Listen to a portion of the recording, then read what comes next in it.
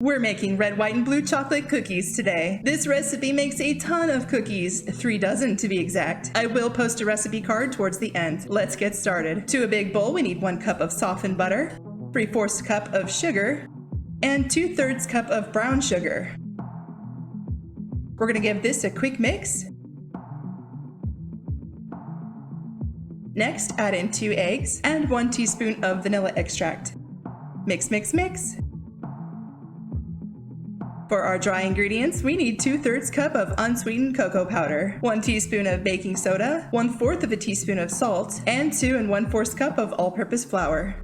I spooned my flour into my measuring cup and leveled it off. Some recipes do call for direct scooping, but this isn't one of those recipes. Carefully turn on your mixer and mix, mix, mix until everything looks completely incorporated. This dough is very soft. I almost thought I might have to refrigerate the dough, but it held together well enough that I didn't need to do that. I'm sure a trip to the fridge for 30 minutes wouldn't hurt if you're not keen on such a soft dough. Grab your cookie scooper. This one is about a tablespoon's worth. Grab some dough and roll it into a ball. Place your cookie dough ball on a parchment-lined baking sheet and make sure to leave at least 2 inches between each ball. These will definitely spread. I was extra generous and spaced them more than 2 inches apart. To decorate the cookies, we're going to use these red, white, and blue candies. I grabbed the creamy peanut butter flavor because peanut butter and chocolate are awesome together. You'll want to use about 7 candies per cookie. Start with 1 candy in the center and stick the remaining all around the center candy. Keep them clustered just like this. Don't worry, they will spread out while they're baking. Speaking of baking, into the oven at 350 degrees for 9 to 11 minutes. And since they are a chocolate cookie, it's kind of hard to tell when they're done. I would suggest checking them at 9 minutes. A good way to check is where the candy meets the cookie. If it looks wet, it might need those extra 2 minutes. If you are using the peanut butter candies, buy 2 bags. I ran out of these candies, as you can see here. They still taste good by themselves, so don't worry. If you're interested, I will insert an ingredients list right here.